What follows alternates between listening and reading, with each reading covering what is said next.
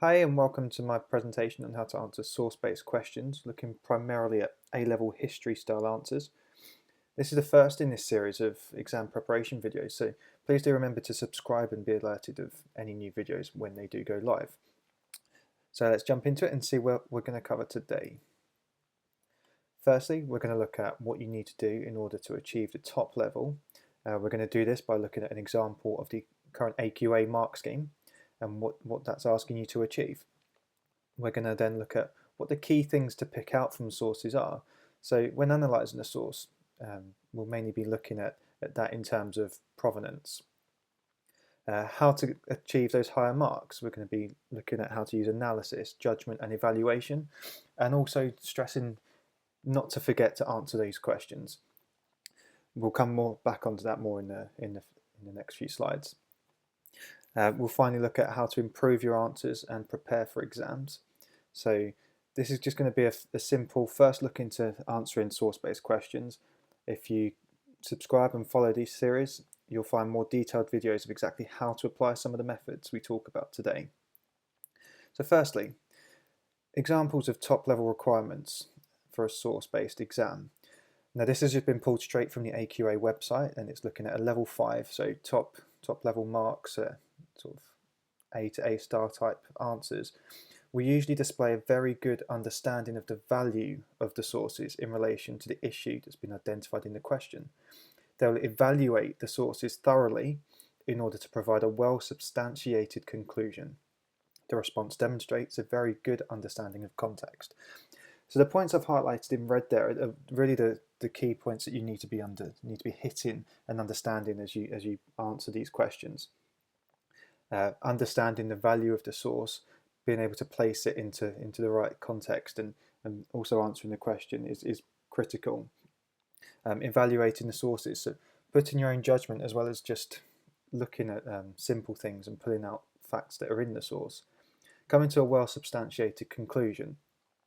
Getting to the conclusion and having it well substantiated to gain those marks means that you've answered the question. So we have to also look at making sure we answer the question. So how do we go back and make sure that in each situation we've answered the question?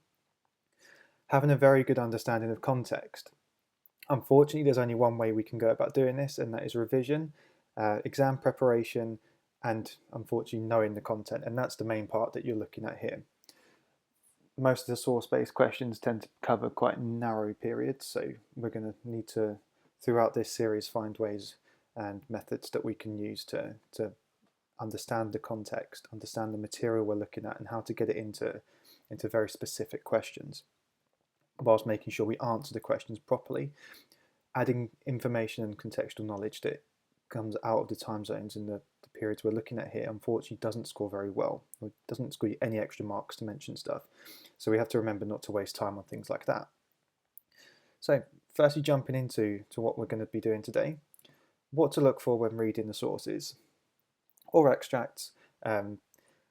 Understand the difference between the two. Extracts tend to be secondary sources tend to be primary.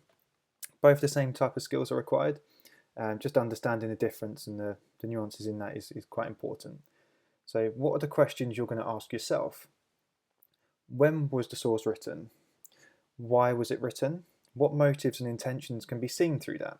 That comes down to evaluation and your judgment on what you're understanding from the source. Is the author expressing a view that is their own? And what are they? So it's not just enough to say that they are their views or that they're not their views. You'd only know this by understanding who the author was, or maybe what was happening at the time, having that contextual knowledge. Adding in things like this rather than just picking out that information is there helps score you marks. It shows you're understanding what the source is trying to show. What views and opinions is the author putting forward? So apart from just understanding what the author is or what the source is simply showing you, what are the views and opinions that they're putting forward? Does that help answer your question? Does that help make the source valuable or reliable, depending on the types of questions you've got? Does what you're reading in the source match the knowledge that you have of the subject? And also, does any knowledge that you have on the subject help you answer the question that you're being asked? These are all things you need to put down, and probably things you need to be looking at adding in your plan. It's a lot of content, and it's the basics that we're looking at here, just the first things you're doing at the start of your exam, and we're looking to spend no more than sort of 5-10 minutes maximum going through all the sources doing this. We need to stop and pause and just remember, do not forget to answer the question. What the question is asking is massively important. So we can pull out everything we want from the source. We can pull out what the author's saying, when it was written, why it was written, and why all of that stuff's important. But knowing why that stuff's important doesn't help you answer the question. In a vast majority of situations, you're not likely to get a question that just asks what the source is telling you. So to score those higher marks, you just have to remember that in each of your paragraphs, in each of the sort of every part of the answer you give, what you're writing has value to the answer that you're giving and relates to the question that you've been asked. So we'll look at first going through provenance. The first one we're going to look at is who. Usually in a source it will tell you quite clearly who's written the source. It may seem really obvious as it's always written, but don't assume that because it's obvious that it doesn't need to be included in your answer. Who's written the source, or who's writing that source, or who's spoken that source, wherever that's come from, whoever's produced it, needs to be included in your source because there's a reason that's been put there. That's important in understanding your answer. Do you know the person that's written the source? Is there any significance in that? If there's not, even if there's not, say so. It's important you understand and you show your understanding of who's written the source. It's also important to make sure you've added it to your essay to understood what you've read. Okay, so it's one of those things that you don't mention it, you could end up not scoring marks, and it's just a mark that you're giving up. It's marks that the source is giving you. So make sure it's included. Make sure you've understood why that's important, and make sure you explain why that's important and why you've put that in your answer when you do so. Moving on to when. When is the source written? So again, this might appear obvious, but you'll lose marks if you don't show that you've understood the relevance of these things. If you don't put them in at all, you run the risk of losing marks. This is crucial to understand because it will form the basis of your contextual knowledge for you later on. When the source was written means that in your paragraph that you write about each source, you can only sort of stick within those boundaries. Answering from outside of the boundaries and answering from outside of the dates you've been given in your question, you'll score 0 marks for. So don't waste your time answering or giving contextual knowledge or adding in information that's outside of these dates. Okay, that's the critical one. Moving on to what. What is the source? It's the most obvious of all. Because again, it's usually in there somewhere. It's already written. But you can't forget to show that you've understood the importance of this. The type of source will usually indicate the type of response you're going to get from it and how you evaluate it. How you've understood this is also different, and this is where some things will differ in each person's answer, because this comes down to how you've read the source, and it really comes down to as well understanding the tone. For example, someone speaking something to a friend that just happens to have been captured is likely to be vastly different than a secondary source which is written in a book, a political book, trying to look at things that happened during a certain time.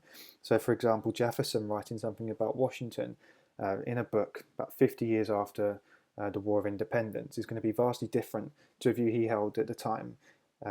It may not be vastly different, but the fact that it could potentially be different is something that you're going to be looking at. Again, understanding this and how we go about answering these types of things is something I'll cover on a separate video. So make sure you check for links below and subscribe to find more videos on that. This is one of the big areas that we'll be looking at, understanding provenance, getting our own evaluation in there and our own judgments on how we're going to go about answering that question. So moving on to where. Where is the source written, recorded, captured, anything like that, okay? It's another key piece of information because you need to understand again how we're narrowing down these questions. Where the source was written, where the question's asking you to look are key because again, we cannot answer anything outside of these boundaries because we're going to score 0 marks. It's going to be a complete waste of effort.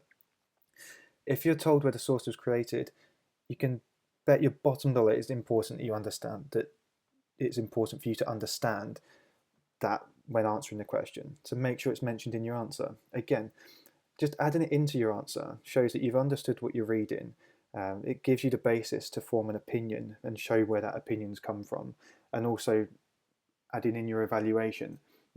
You can't evaluate something that you've not written in your essay because you can't assume that someone understands. Remember that essays are written and aimed at people that are seeing this for the first time. You can't just assume knowledge is present where it may not be. Even a well-read teacher and examiner could potentially not understand what you're trying to say or really where you've picked this information up for. So just don't try and make people look for it. Make sure it's there and it's easy to see. Okay, so moving on to the why. This is another really important part of provenance work, is why the source or extract was written. Again, this will come down to your understanding of the subject, how you're understanding things like tone and things like that, just to really understand the reason the source is being given to you and given to you to answer the question that you've been posed. You'll usually get a short introduction to the source or extract to say what it is, but ultimately this is an analysis point. So it's something that you can put into your answer to show where you've been told that's come from and why it was written. But is there an underlying message there that you can sort of pick up on? Is there something there that's maybe not written but is almost implied? Again, this is a subjective thing, as is most of history. So as long as you can get your own point across really well and succinctly, then in a short amount of time you have, then there's no reason you can't score good marks on this part of the essay as well. Just trying to understand what the purpose of the source is key here. Okay, so once you crack this part of the analysis, and you can do that going forward and forward and forward, and just trying to see what the underlying tone and message is here, you're going to start scoring better marks straight away, because understanding why imparts your thoughts and such onto your essay. Okay, so that's provenance, and what we're going to just move on to now is understanding things like tone. So get into provenance and tone in your answer. The total amount of time and effort that you're likely to spend on finding and writing about provenance is likely 5 to 7 minutes and could really be as short as 5 sentences of just that information without really expanding into it. However, remember that it's not enough just to mention them, so you have to provide evaluation, analysis and judgment of the source to answer your question. So I'll stress time and time again in any videos that I make that you must never forget the question you're answering. Make sure you reference it at least once per paragraph, and where possible make sure that the points you're making, your own evaluation and your own evidence from the sources and how you write that about is answering the question. Make sure that what you're writing is relevant. Okay, again, it's not enough to simply just list provenance factors. So you've gone through with a highlighter and you found the key points you want to make. You may have even written a plan to make sure that you get these points in. But simply writing that you know who George Washington was doesn't score you big marks. You have to evaluate. To evaluate, you have to understand how you're using the sources to answer the question. And again, never forget the question you're answering. Refer back to it constantly to prevent yourself from veering off topic. So understanding why a source is important or understanding the message beneath it may be important, but how is that important in answering your question, for example? Simple things that again we'll look at in a further video. Contextual knowledge. This is where revision pays dividends to you, but it's also the part where you can easily lose marks, and it's possibly the part where the biggest marks are given to you, because this is where you bring in stuff from outside of the sources. This is where you really begin to place the sources in its historical context. Here there are a few rules, and the main one is do not stray outside the constraints that you've been given by the question. You may have a vast amount of knowledge on over another 50 years of history outside of this topic, but putting it here is going to simply be a waste of time and you'll score nothing. Okay, so remember, judgment and evaluation here are the key. Again, do not forget to answer the question at this point.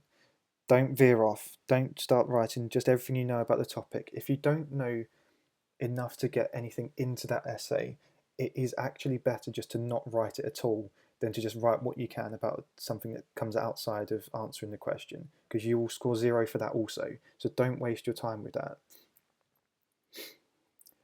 Some or a majority of the sources you're going to get and the questions you're going to get about the sources are going to ask about the validity, how valuable a source is.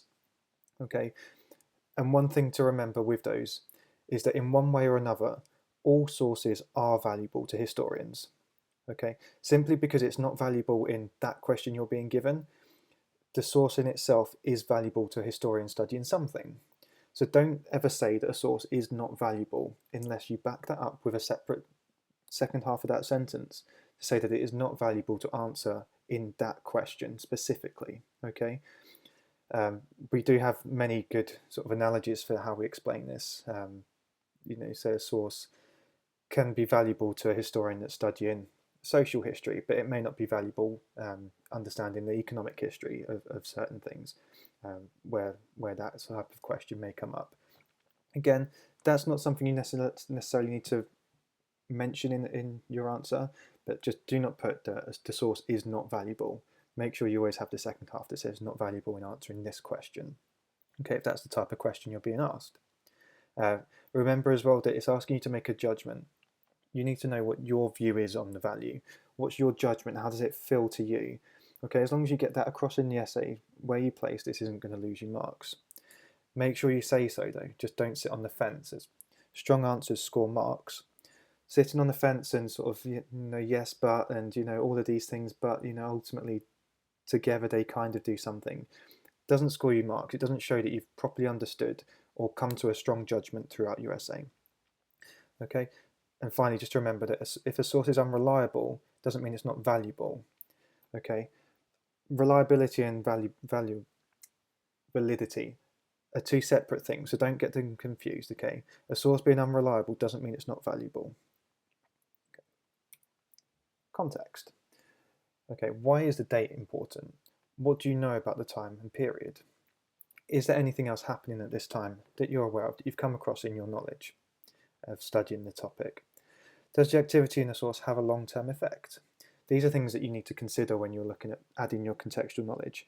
And remember again to make sure it answers the question and sticks within that time period that you're being assessed on. Finally, one of the big things that we need to hit upon is that additional reading is key.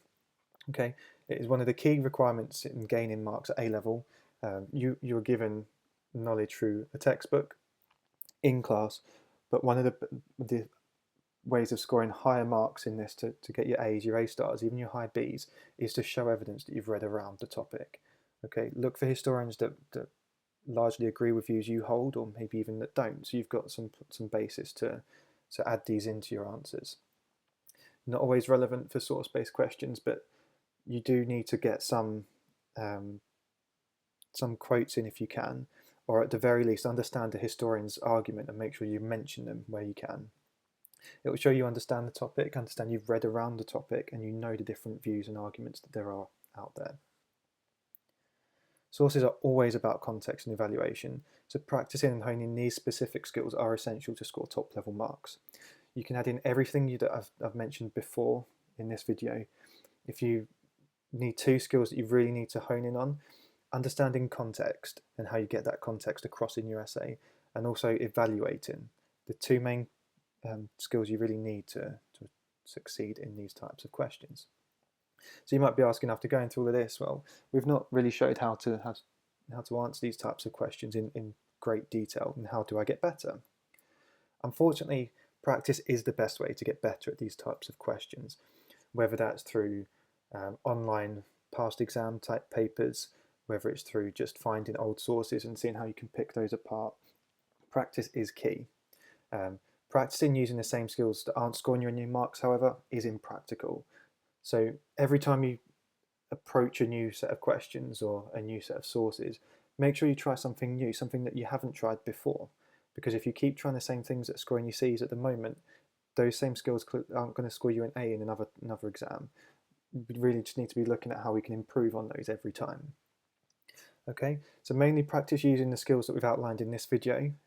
Should help you to understand what you're looking for and where to apply things in your answers. It should also give you stronger and more complete answers. Remember, no sitting on the fence in these types of things, and make sure you also answer the question. So what do you need to improve on? Let me know in the comments section below what parts of your exam preparation you need to improve on. These are things that I'll be covering further videos anyway, but it'd be useful to know what types of things people are struggling on, so we can really try and hone in on really specific videos where we can help people where possible. I'll be making new content which will aim to answer any questions you have about preparing for exams as well. Like I said before, this is the first episode in a series of exam preparation videos.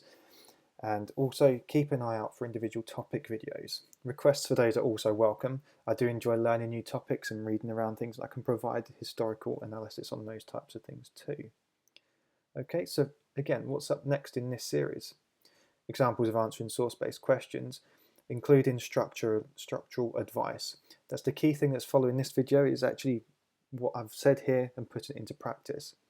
Exam preparation help, sources and essay style questions as well, and individual topic help, as I've just mentioned, and really how we can go about getting bigger marks in those, which includes me finding extra historical analysis and other historians for you. Okay guys, so I'd like to just thank you for watching if you made it this far through. Remember to subscribe and like this video. Subscribing would really help me out, make sure I know that you're enjoying the content that I create, and also to make sure you're notified of any further videos that come up. Okay guys, thank you.